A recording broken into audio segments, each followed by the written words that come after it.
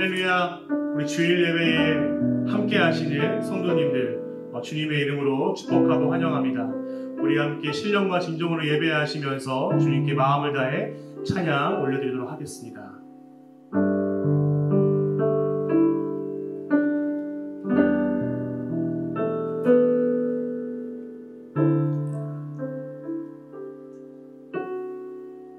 내 구주 예수를 내 구주 예수를 더욱 사랑 엎드려 빈말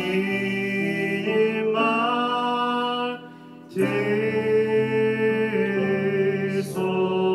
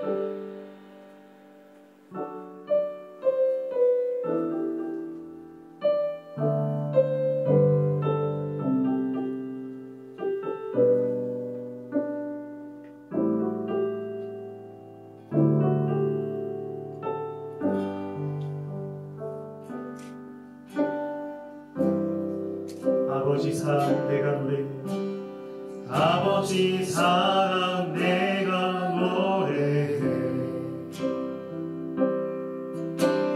아버지 은혜 내가 노래해.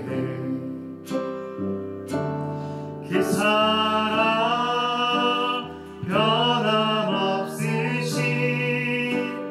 거짓없으신 성실하신 그 사랑 살아갈 때 꺾지 않으시는 꺼져가는 등불 끄지 않는 아멘. 그 사랑 변함없으신 거짓없으신 성실하신 그 사랑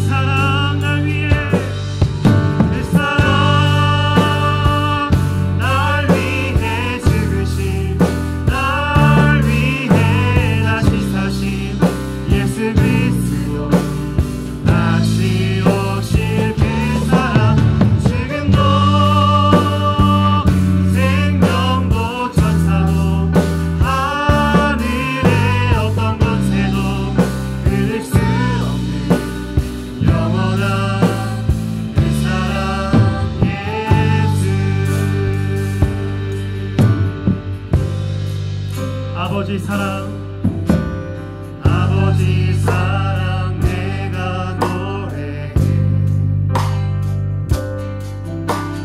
아버지 은혜 내가 노래해. 그 사랑 변함없으신 거짓없으신 성실하신 그 사랑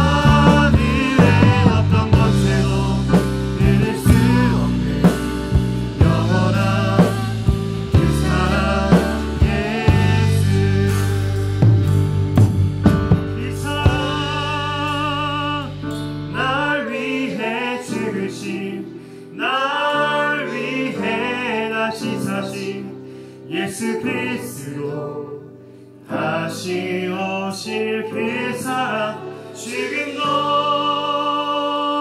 생명도 천사도 하늘의 어떤 권세도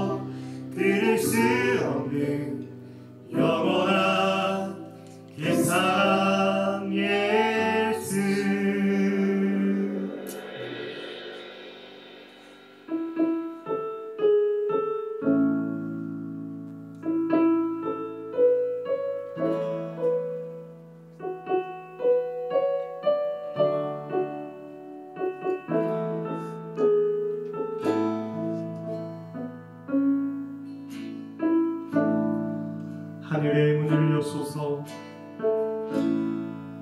하늘의 문을 여소서. 이곳을 주목하소서.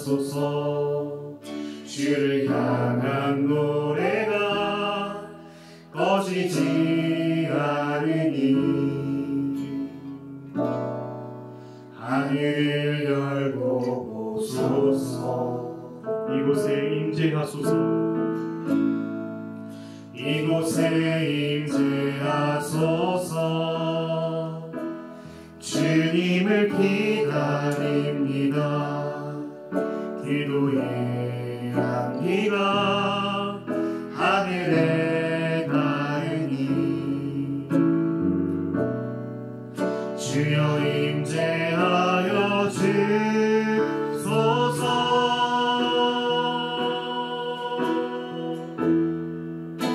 이곳에 오셔서 이곳에 앉으소서. 이곳에서 드리는 예배를 받으소서.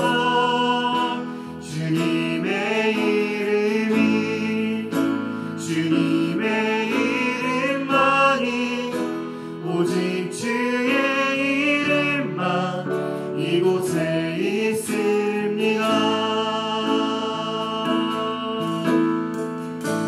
하늘의 문을 여소서. 하늘의 문을 여소서. 아멘. 이곳을 주목하소서. 주를 향한 노래가 꺼지지 않으니 하늘을 열고 보소서. 이곳에 임재하소서. 이곳에 임재하소서. 주님을 기다립니다. 주님을 기다립니다. 아멘. 기도의 향기가 하늘에 닿으니 주여 임재하여 주소서. 주여 임재하여 주소서.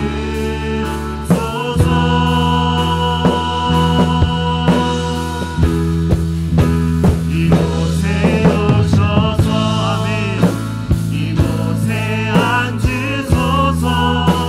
이곳에서 드리는 예배를 받으소서. 주님의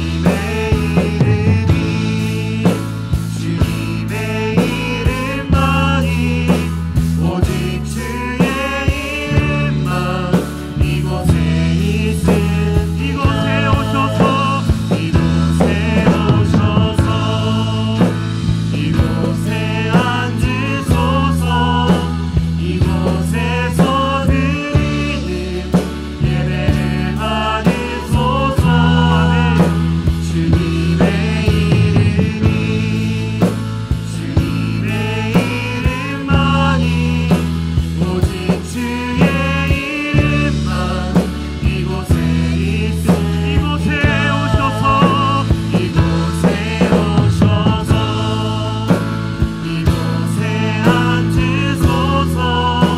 이곳에서 드리는 예배를 받으소서.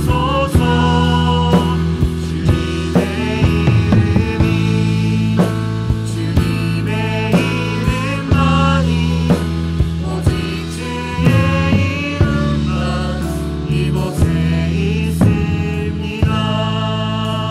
이곳에 오셔서 이곳에 앉으소서. 이곳에서 드리는 예배를 받으소서. 주님의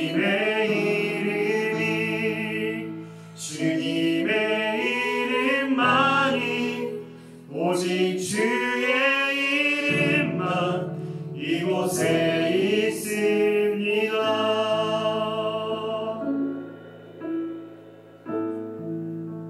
우리 예배를 받으시기 합당하신 하나님 아버지, 오늘도 우리가 각자의 처소에서 주님께 예배를 드릴 수 있게 하시면 정말로 감사를 드립니다. 하나님, 우리가 거하는 그곳 가운데 주여 임재하여 주시옵소서. 우리의 마음을 여시고 우리의 귀를 여셔서 주의 말씀을 온전히 접하는 우리 모두 될 수 있도록 인도하여 주시옵소서. 각 초석 가운데 예수 그리스도의 보혈을 부어주시고 성령님의 기름을 부으셔서 그것이 주의 성전이 되게 하시고 주의 교회가 되게 하여 주시옵소서.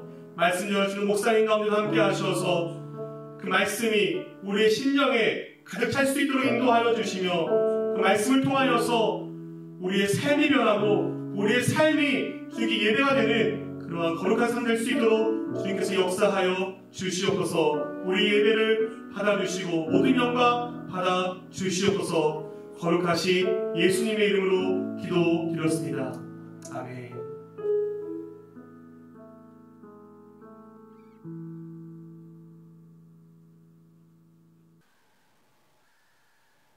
네, 701 한인교회 주일 예배에 동참하여 주신 여러분을 환영합니다.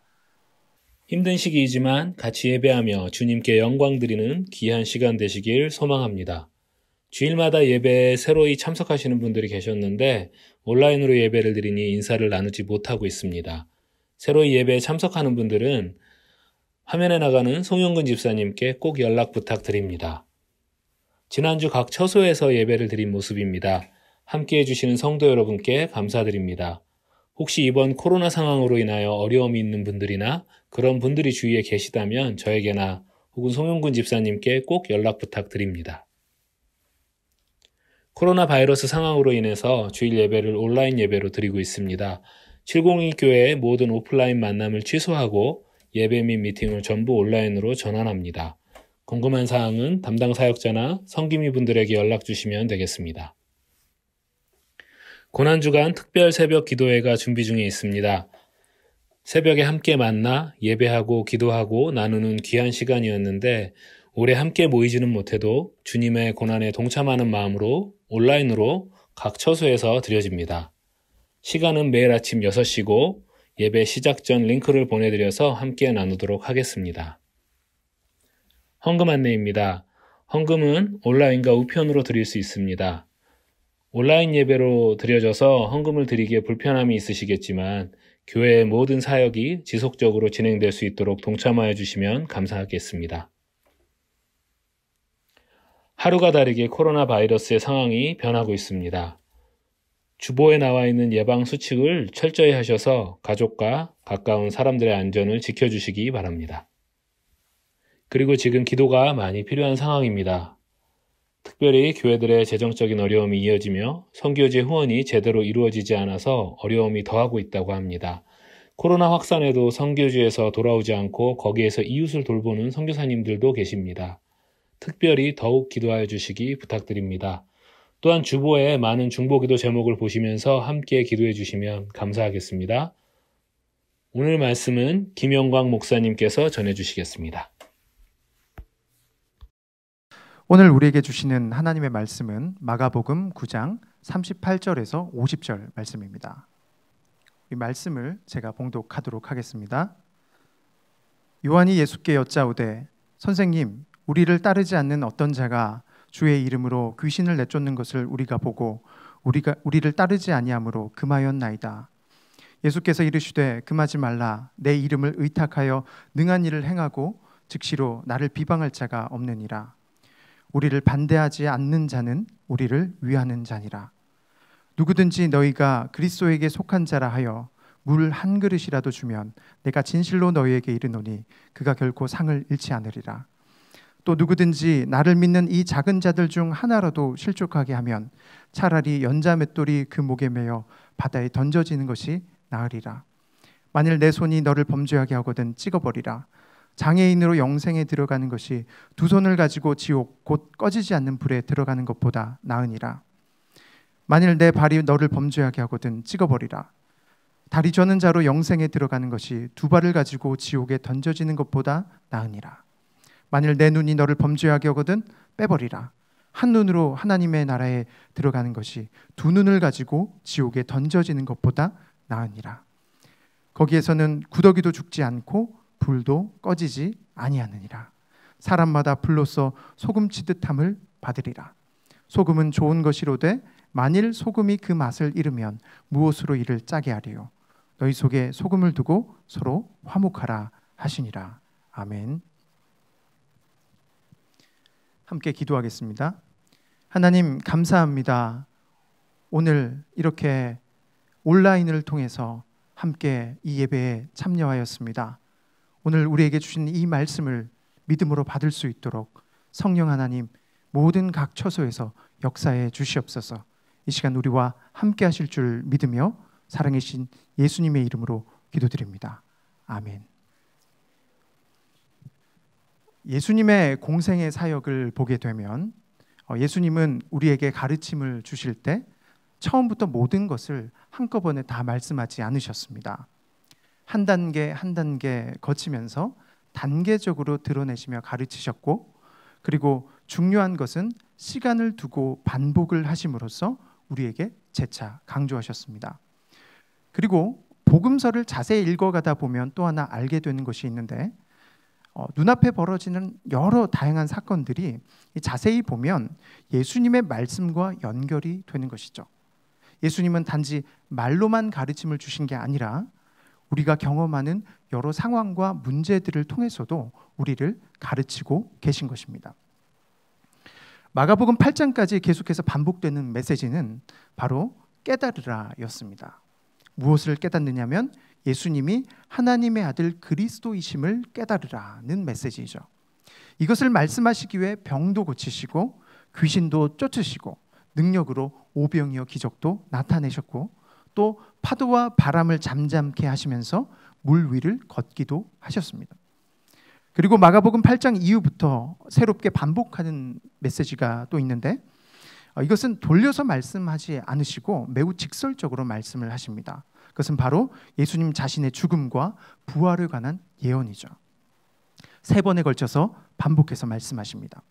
그리고 8장에 중요한 가르침이 하나 더 등장하는데, 그것은 바로 제자도입니다. 제자도는 정말 너희가 예수님의 제자라면 이렇게 살아야 한다라는 예수님의 제자의 기준을 가르치시는 것이죠. 그것은 바로 3가지의 내용을 포함하고 있는데, 첫째, 자기 부인이며, 둘째, 십자가를 지고 주님을 따르는 일이고, 셋째, 예수님의 재림과 심판이 있음을 기억하며 사는 것입니다. 자기 부인은 우리가 죄인이기 때문에 숙명적으로 싸워야 하는 죄의 문제입니다. 그리고 십자가는 예수님의 그 고난과 죽음을 함축적으로 보여주는 그림 같은 단어이죠. 그리고 우리는 마지막 날 이 모든 우리의 행위에 대해서 철저히 예수님 앞에서 평가받게 될 것입니다. 우리가 진정으로 예수님의 제자라면 우리는 이 3가지 중에 어느 한 가지도 결코 소홀히 해서는 안 됩니다. 우리는 우리가 죽는 날까지 우리 안에 있는 그 부패한 본성과 치열하게 싸워야 하고, 그리고 우리에게 주어진 이 십자가와 사명을 끝까지 붙들고 힘들더라도 포기하지 않고 나아가야 합니다. 그리고 주님의 재림이 도적같이 이를 것을 기억하면서 주님의 심판을 두려워하며 깨어있는 삶을 살아야 하는 것이죠. 마가복음 8장에 기록된 예수님의 핵심적인 제자도가 원리라면, 그 이후에 계속되는 일련의 사건들은 그러한 원리가 우리의 삶에서 실제로 어떻게 적용되는가, 이것을 분명하게 보여줍니다. 오늘 우리가 읽은 이 본문으로 들어가면 오늘 본문에 일어난 사건은 예수님과 함께하지 않았던 어떤 한 사람 때문에 일어난 사건입니다. 이 사람은 어떤 이유에서인지 예수님을 믿기는 하지만 예수님의 무리와 함께 동행하지는 않았던 사람이었습니다. 예수님의 손과 발이 되어서 사역을 했던 사람들은 단순히 12제자만은 아니었습니다. 누가복음을 보게 되면 예수님께서 70명의 사람들을 따로 세우셔서 그들을 파송하시고, 또 그들로 하여금 하나님의 나라가 가까이 왔음을 선포하게 하시고, 또 병든 자들을 고치게 하셨습니다. 그런데 오늘 본문에 언급되는 이 한 사람은 12제자에도 속하지 않았고 70인의 무리에도 포함되지 않는 사람이었던 것이죠. 그러나 놀랍게도 이 사람은 예수님의 이름으로 귀신을 쫓아내는 능력을 가지고 있었던 것입니다. 그는 예수님의 무리와 동행하지 않고 독립적으로 활동하면서 예수님의 이름으로 사역을 하고 있었던 것입니다. 오늘 38절을 보시면 이러한 사역을 본 예수님의 제자 중 하나인 요한이 이 사람의 사역을 금지하는 장면을 보게 됩니다. 요한이 예수께 여짜오되 선생님, 우리를 따르지 않는 어떤 자가 주의 이름으로 귀신을 내쫓는 것을 우리가 보고 우리를 따르지 아니함으로 금하였나이다. 왜 요한이 이런 행동을 했을까를 한번 깊이 생각해 보면 요한은 스스로 자신이 그렇게 할 수 있는 권한이 있다고 생각했던 것이죠. 자신은 예수님의 제자들 중에서도 꽤 괜찮은 사람이라고 생각했습니다. 왜냐하면 다른 제자들보다도 베드로와 야고보와 요한 이런 사람들은 특별히 예수님과 가까이 있었던 사람들이었기 때문입니다. 9장 초반에 보았다시피 이 세 사람은 다른 제자들은 경험할 수 없었던 변화산의 기적을 직접 보았던 사람이었습니다. 요한은 특별한 경험이 있었고 예수님과 가까운 위치에 있었으니 그렇게 말할 수 있는 권한이 스스로에게 있었다고 생각했던 것이죠. 그리고 또 다른 이유를 한번 생각해 보면 요한의 이런 행동에는 일종의 시기심이 작용하고 있었을 것입니다. 우리가 2주 전에 설교로 거슬러 올라가서 보게 되면 이 변화산 사건 이후에 제자들이 귀신 들린 사람을 고쳐내는 일에 있어서 실패하는 장면이 나타납니다. 그런데 얼마 후에 예수님의 제자들이 이 실패한 똑같은 그 일을 제자도 아닌 다른 어떤 듣도 보도 못한 사람이 갑자기 나타나서 성공적으로 귀신을 쫓아낸 것이죠. 요한은 분명히 이 일이 주님의 이름으로 행해진 일이었다는 사실을 분명히 알고 있었습니다. 그렇다면 그것을 단호하게 금하는 일은 매우 신중함을 필요로 하는 일이었던 것이죠. 아마 그렇게 금하기 전에 예수님을 먼저 찾아가서 상의하고 또 먼저 이 일에 대해서 물어볼 수도 있었을 것입니다. 그러나 우레의 아들이라 불리웠던 이 요한은 정말 이름처럼 불같은 성미를 참지 못하고 이 한 무명의 사역자의 사역을 자기의 판단을 따라 금지했던 것이죠. 이렇게 요한의 마음에는 교만과 시기심이 작용하고 있었고 그것이 예수님의 이름으로 기적을 행하는 한 무명의 사역자의 사역을 정면으로 가로막아 섰던 것이죠. 예수님은 이 일에 대해서 이렇게 말씀하십니다. 예수께서 이르시되 금하지 말라. 내 이름을 의탁하여 능한 일을 행하고 즉시로 나를 비방할 자가 없느니라. 우리를 반대하지 않는 자는 우리를 위하는 자니라. 예수님은 이 무명의 사역자의 손을 들어주셨습니다. 비록 예수님께 직접 임명되었거나 혹은 파송된 적은 없지만 그 일이 분명히 예수님의 일이며 따라서 누구도 함부로 이 사람의 일을 금지할 수 없음을 모든 제자들 앞에 공식적으로 선언하신 것이죠. 하나님의 일을 가로막는 일은 비단 바리새인과 서기관들만 했던 것이 아니었습니다. 예수님을 가까이서 지켜보며 함께했던 이 예수님의 제자들조차도 하나님의 일을 가로막는 안타까운 실수를 범했던 것이죠. 악한 영의 회방은 바깥 세상뿐 아니라 교회 안에서도 역사합니다. 사단은 불신자의 마음뿐 아니라 신자의 마음 안에서도 충분히 역사할 수 있는 것이죠. 우리는 이 악한 역사를 철저히 거부해야 합니다. 우리 마음 안에 일어나는 시기와 교만 그리고 완고함과 불순종을 물리치는 철저한 자기 부인이 예수님의 제자인 우리에게 요구되는 것이죠. 계속해서 41절은 우리가 같은 믿는 자들에게 그리스도에게 속한 자들에게 시기와 교만이 아닌 선을 행하게 될 때 선을 행할 때 주어지는 상급에 대해서 말씀하고 계십니다. 누구든지 너희가 그리스도에게 속한 자라 하여 물 한 그릇이라도 주면 내가 진실로 너희에게 이르노니 결코 그가 상을 잃지 않으리라. 그리스도에게 속한 사람들 사이의 섬김과 사랑은 그 자체로도 충분히 보상이 되는 일입니다. 받는 일만 복되고 즐거운 게 아니라 주면서 섬기면서 사랑하면서 얻어지는 기쁨과 보람은 받는 것 이상으로 아주 즐겁고 복된 것이죠. 그런데 거기에 더해서 예수님은 우리에게 이런 섬김과 사랑의 결과로서 우리에게 상이 주어질 것이다 라고 약속하시는 것이죠. 여러분, 이게 얼마나 좋은 말씀입니까? 예수님께서 무슨 전 재산을 다 팔아서 서로를 섬기라 라고 명령하지 않으셨습니다.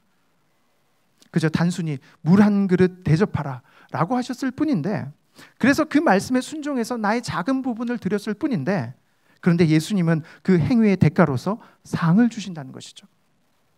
마태복음 25장 35절에서 40절을 보시면 이렇게 기록합니다. 내가 줄일 때 너희가 먹을 것을 주었고 목마를 때 마시게 하였고 나그네 되었을 때 영접하였고 헐벗었을 때 옷을 입혔고 병들었을 때 돌보았고 옥에 갇혔을 때 와서 보았느니라. 이에 의인들이 대답하여 이르되 주여 우리가 어느 때에 주께서 줄이신 것을 보고 음식을 대접하였으며 목마르신 것을 보고 마시게 하였나이까? 어느 때에 나그네 되신 것을 보고 영접하였으며 헐벗으신 것을 보고 옷 입혔나이까? 어느 때에 병드신 것이나 옥에 갇히신 것을 보고 가서 배웠나이까? 하리니 임금이 대답하여 이르시되 내가 진실로 너희에게 이르노니 너희가 여기 내 형제 중에 지극히 작은 자 하나에게 한 것이 곧 내게 한 것이라 하시고, 이렇게 예수님의 계산은 우리의 계산과 전혀 다른 것이죠. 물 한 그릇만 대접해도 상을 주신다고 하시고, 또 옆에 있는 어려운 이웃에게 베푼 그 선행이 곧 예수님 자신에게 한 것으로 쳐주신다라는 것이죠. 이것이 얼마나 놀라운 약속입니까? 하나님의 임재가 가득한 교회, 성령이 역사하는 교회, 또 부흥하는 교회의 특징은 그곳에 이런 뜨거운 사랑이 있다는 것입니다. 이웃의 몸을, 형제 자매의 몸을 내 몸처럼 여기는 그 뜨거운 사랑이 넘치는 것이죠. 그리고 그 사랑은 특별히 위기 속에서 두드러지게 나타납니다. 초대교회는 핍박받는 교회였습니다.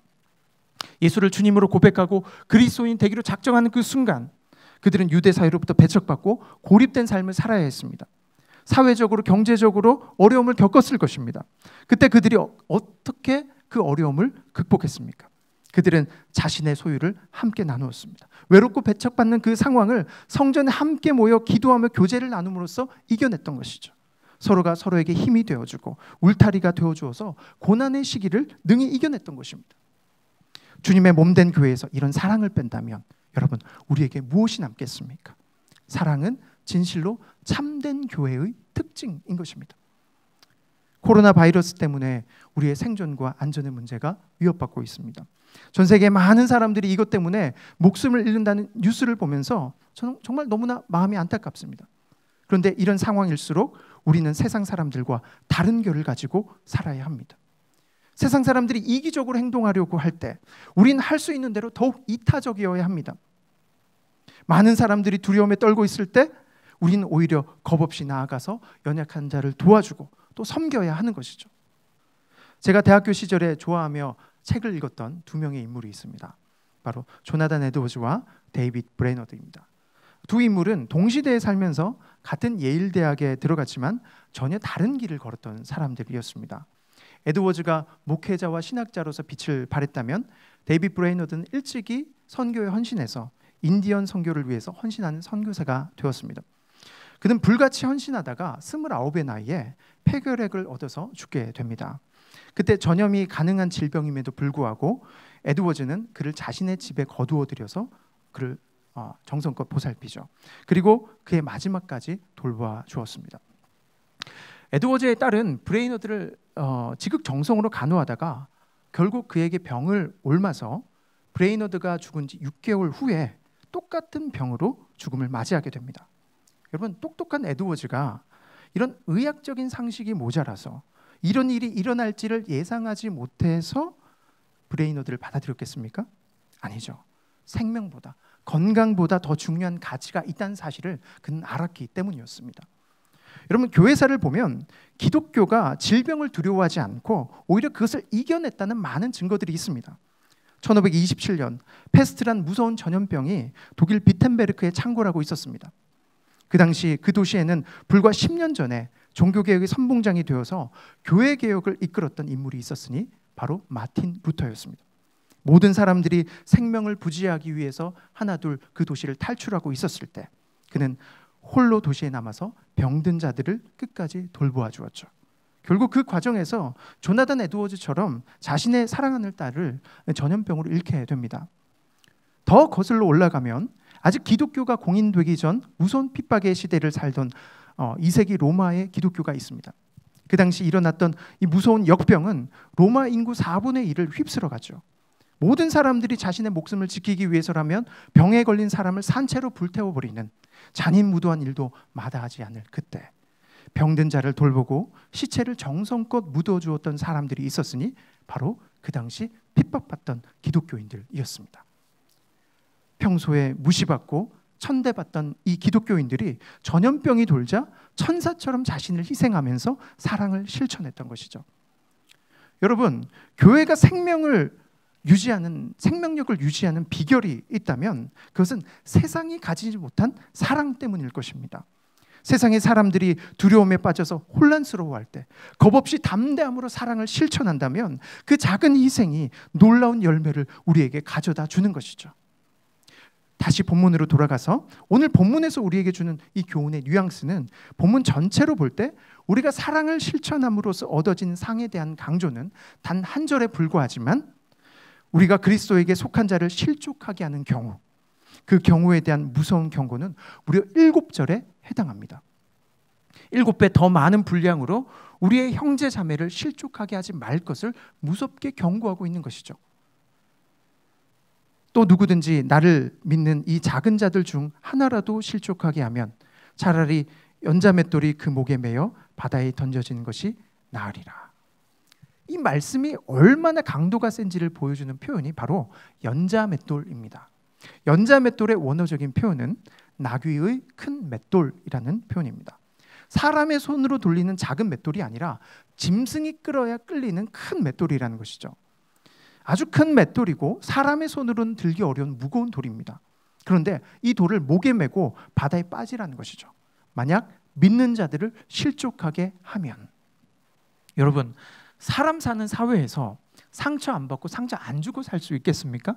그런 사람들이 이 사회에 과연 존재하기나 합니까? 그런데 예수님은 그런 죄는 정말 조금이라도 범해서는 안 된다는 아주 강한 뉘앙스로 무섭게 제자들에게 경고하고 있는 것이죠. 그 이후에 우리에게 좀 더 익숙한 성경 구절이 나오는데 43절에서 47절 말씀입니다. 만일 내 손이 너를 범죄하게 하거든 찍어버리라. 장애인으로 영생에 들어가는 것이 두 손을 가지고 지옥 곧 꺼지지 않는 불에 들어가는 것보다 나으니라. 만일 내 발이 너를 범죄하게 하거든 찍어버리라. 다리 저는 자로 영생에 들어가는 것이 두 발을 가지고 지옥에 던져지는 것보다 나으니라.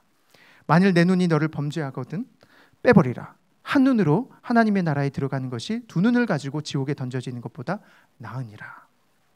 이 내용을 보면 손이 죄 지으면 손을 찍어버리고, 발이 죄를 지으면 발을 찍어버리고, 눈이 범죄하면 눈을 빼버리라. 엄청나게 무서운 말씀입니다. 여러분, 이 말씀을 어떻게 우리가 해석하고 또 어떻게 우리가 적용해야 합니까? 우리 중에 이 죄에 대해서 평생 동안 깨끗하고 자유로울 수 있는 사람이 있습니까? 그래서 이 말씀 앞에 자신 있게 설 수 있는 사람이 단 한 사람이라도 있습니까? 아마 없을 것입니다. 이 말씀을 하나님의 말씀으로 받을 때 우리 모두가 두렵고 떨리는 마음을 가질 수밖에 없는 것이죠. 이 말씀을 해석하는 두 가지 태도가 있습니다. 첫 번째는 문자적으로 이 말씀을 받는 것이죠. 정말 죄 지으면 이 말씀대로 단호하게 죄 짓는 나의 육체에 가혹한 형벌을 가하는 것입니다. 두 번째는 이 말씀의 표현을 이해하는 것입니다. 의도를 이해하는 것이죠. 예수님이 이 말씀을 친히 하셨지만 정작 가늠하다가 적발된 한 여인을 만나셨을 때 주님은 어떻게 하셨습니까? 사람들은 그녀를 돌로 쳐 죽이려고 했지만 예수님은 그녀를 감싸 주셨습니다. 그리고 사람들이 죽이지 못하도록 도리어 그녀를 지켜주셨죠. 마찬가지로 삭개오도 세상의 모든 사람들이 그 당시에 비난했던 죄인이었지만 예수님은 도리어 그를 용납하셨고 마치 친구처럼 받아주셨죠.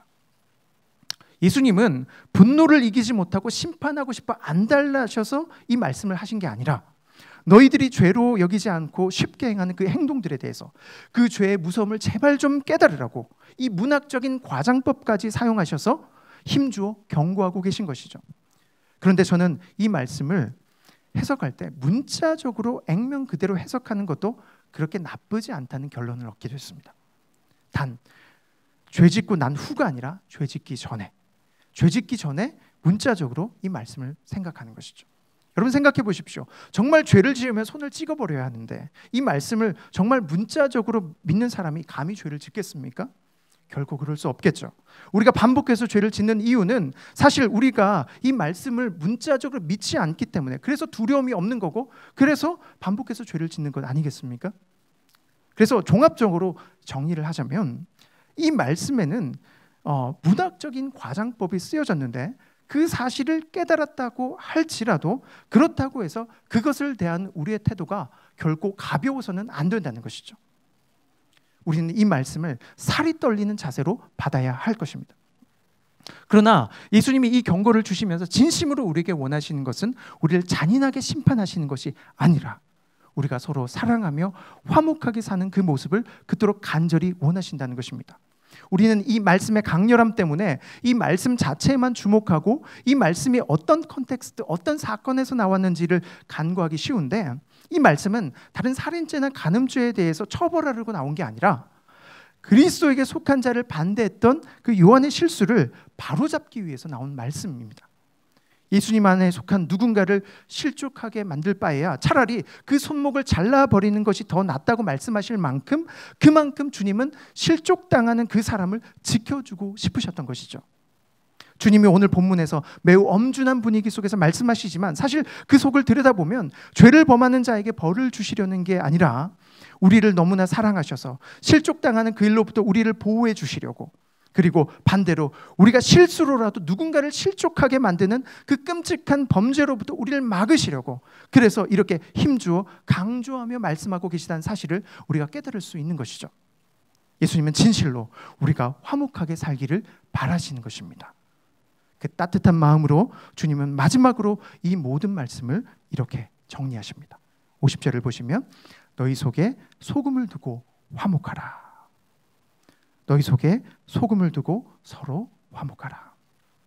예수님은 화목하라라는 명령뿐 아니라 친히 우리를 화목하게 하시기 위해 화목제물이 되셨습니다. 요한일서 4장 10절에서 11절 말씀을 보시면 사랑은 여기 있으니 우리가 하나님을 사랑한 것이 아니요 하나님이 우리를 사랑하사 우리 죄를 속하기 위하여 화목제물로 그 아들을 보내셨습니다.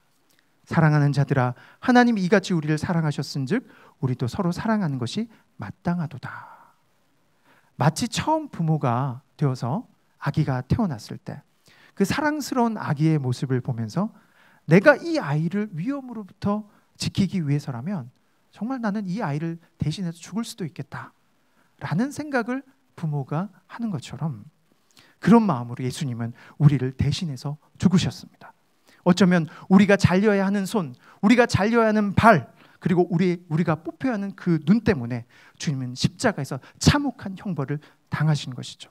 그 모든 고통을 대신 당하시면서 예수님이 그토록 원하시는 것은 바로 우리가 서로 화목하고 사랑하는 바로 이것입니다.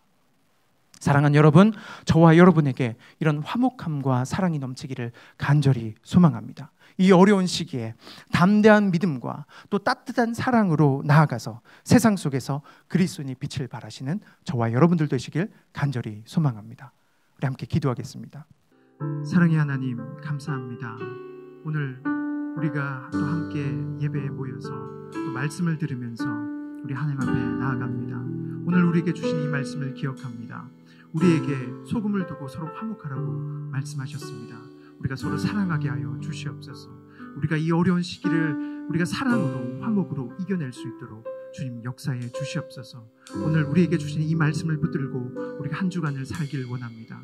우리에게 은혜를 주시고 능력을 주시고 우리 가운데 진실로 주님이 우리를 사랑하시는 것처럼 우리도 사랑할 수 있도록 주님 역사해 주시옵소서. 우리에게 은혜 주실 줄 믿습니다. 감사드리며 예수님의 이름으로 기도드립니다.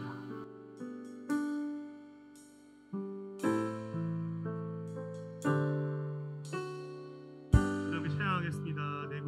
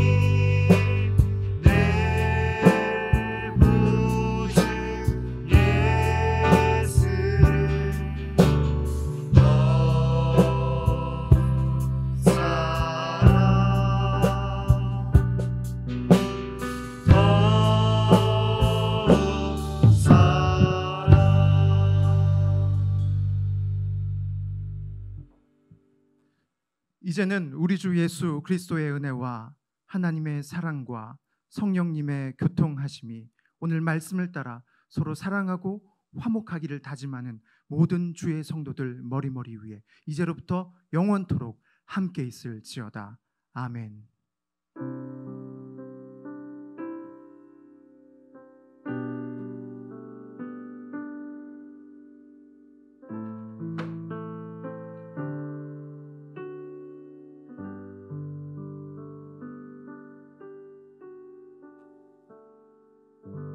네, 오늘도 예배를 은혜롭게 마쳤습니다.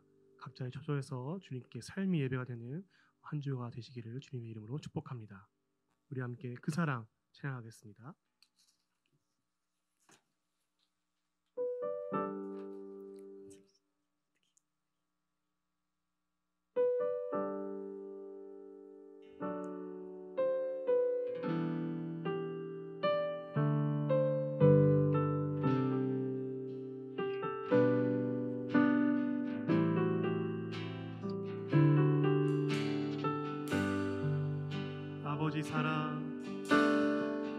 아버지 사랑 내가 노래해.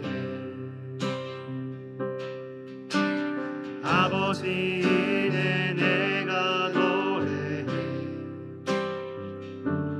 그 사랑 변함없으신 거짓 없으신 성실하신 그 사랑